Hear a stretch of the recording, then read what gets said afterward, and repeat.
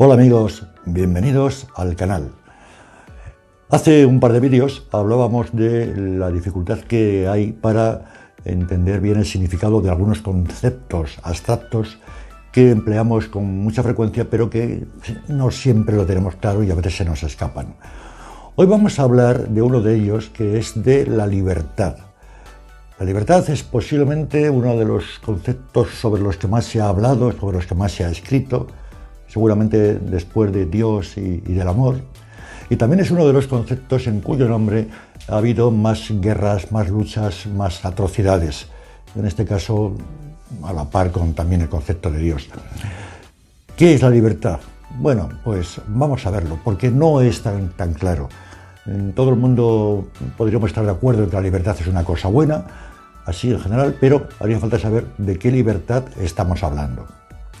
Si consultáis el diccionario de la Real Academia de la Lengua, encontraréis que de la palabra libertad hay nada menos que 12 acepciones diferentes.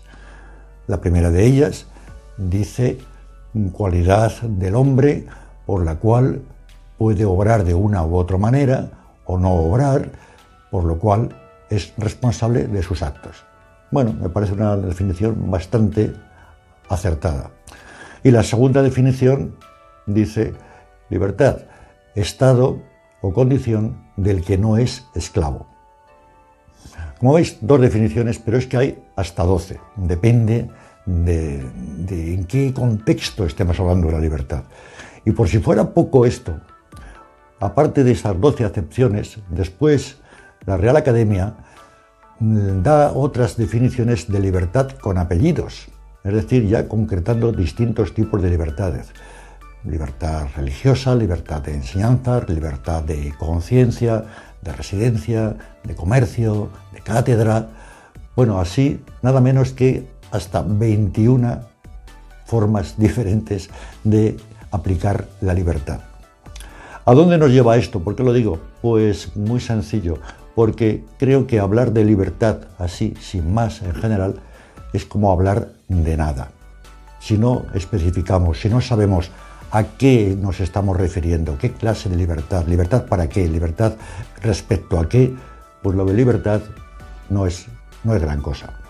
Eso sí, es una palabra tan bonita que cualquiera que esgrime la bandera de que algo que está haciendo es por la libertad, suena tan bien que de manera automática tendemos a pensar que lo que está defendiendo es una causa justa, porque claro, la libertad parece justa.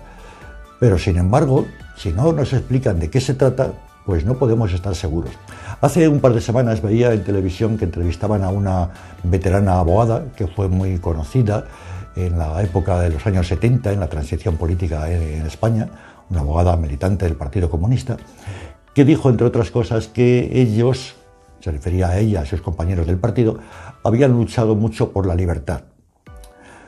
Claro, que un comunista diga que lucha por la igualdad, pues tiene sentido, incluso que lucha por la justicia. Pero hombre, que diga que lucha por la libertad, se refería a la libertad política, lógicamente, pues parece un chiste. No porque lo diga yo, sino porque las experiencias nos indican que en los países donde se ha implantado un régimen comunista, pues solamente ha habido un partido político permitido, el Partido Comunista, lo cual tiene poco que ver con la libertad política. ¿Qué quería decir esta abogada? Pues que en su momento ellos estaban prohibidos en España y entonces luchaban por su libertad de poder expresarse y poder actuar públicamente. Pero claro, no decían luchamos por nuestra libertad, decían luchamos por la libertad, que queda tan bien que dan ganas de aplaudir. Pero realmente siempre que se habla de la libertad es una causa justa, sin saber a qué libertad nos estamos refiriendo. Porque en este caso concreto, pues es que resulta que libertad y comunismo son términos antagónicos. Y no lo digo porque tenga nada en contra de los comunistas.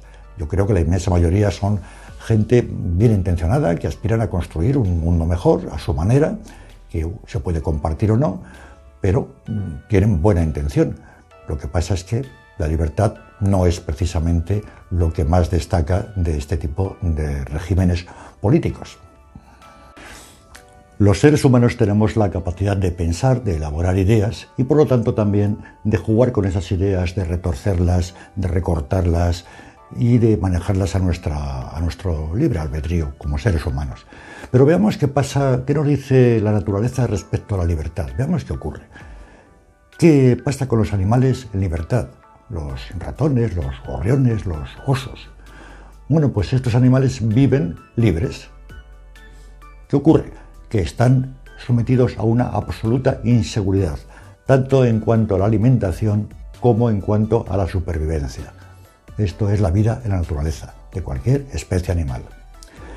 ¿Qué otros animales hay? Los animales domésticos. ¿Qué pasa con nuestras vacas, nuestros cerdos, nuestras gallinas?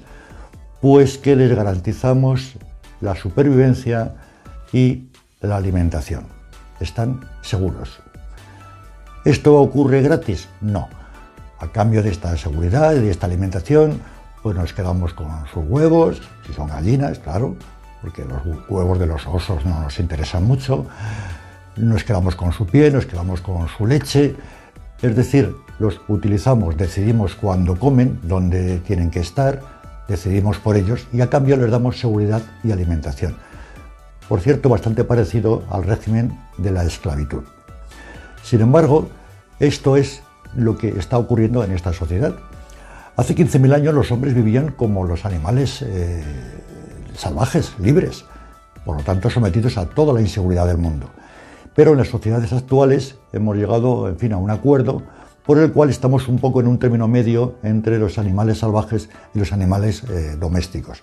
Lo cual creo que es bueno, porque si no sería muy complicada la vida en esa situación caótica de luchas, de que el fuerte se come al débil, etcétera, etcétera. Pero tenemos que pensar que no somos libres. El vivir en esta sociedad supone un recorte importante, pero muy importante, de nuestra libertad. Y esto es lo primero que tenemos que tener claro cuando pensemos en reclamar libertad. Saber que ya de entrada no somos libres, somos animales domesticados. No está de más recordar la vieja máxima que dice que la libertad de estirar mi brazo termina donde empieza tu cara. Porque uno de los grandes problemas de las sociedades modernas precisamente es que las libertades de unos tropiezan constantemente con las libertades de los otros. Y fijaros que no hablo de la libertad, sino de las libertades concretas. Aún así, chocan las de unas con las de otros. Yo me siento libre y soy libre de sentarme con un grupo de amigos en una terraza por la noche, tomar unas cañas y estar contando chistes y riendo. Lo que pasa es que el vecino que vive arriba en el primer piso, pues también es libre de dormir y descansar porque tiene que levantarse a las 5 al día siguiente. ¿Cómo coordinar esas dos libertades sin que se interfieran la una con la otra? Bueno, pues para eso existen leyes, ordenanzas, reglamentos, para facilitar esa convivencia siempre complicada. Ahora bien, tengamos en cuenta que toda normativa, toda ley, todo reglamento recorta fuertemente nuestra libertad. Todas. Una cosa es que sean convenientes, que sean necesarias, que sean justificadas, pero no olvidemos que lo que hacen es recortar nuestra libertad. Hay alguien que ha decidido por nosotros lo que podemos o no podemos hacer en un determinado momento. Yo, si voy circulando con mi coche, me tengo que detener delante de un semáforo rojo. No soy libre de continuar, aunque tenga prisa. ¿O sí soy libre? Pues en última instancia sí, porque puedo continuar con el semáforo a expensas de que me pongan una multa. O puedo estar cantando en la terraza del bar hasta las tantas de la madrugada, pues a expensas de que el vecino de arriba me tire un cubo de agua.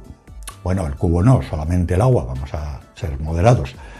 Es decir, volvemos a la definición que os he dicho al principio de la Real Academia de la Lengua, que la libertad necesariamente va unida a la responsabilidad. Y aquí también tenemos un pequeño problema, porque nos gusta mucho más hablar y pensar y reclamar nuestra libertad que pensar y ejercer nuestra responsabilidad. En esto no solemos ser simétricos. Exigimos nuestros derechos, nuestra libertad, pero la responsabilidad, hombre, pensamos mucho en ella cuando es la responsabilidad de los otros, pero la nuestra, pues a veces no tanto. Y bien, ¿alguna pregunta para reflexionar? En una escala desde el 1 hasta el 10, en términos generales, ¿cómo te sientes de libre? Siendo el 1 sería el esclavo y el 10 la máxima libertad. Y por otra parte, ¿sueles asumir las consecuencias y la responsabilidad de las decisiones que tomas libremente? Y la última, que además te pido que lo dejes en un comentario para ver un poco qué pensamos unos y otros sobre el tema de la libertad. ¿En qué aspecto te gustaría, en qué aspecto de tu vida te gustaría poder ser más libre? Deja tu comentario. Y esto es todo por hoy, amigos. Hasta el próximo vídeo.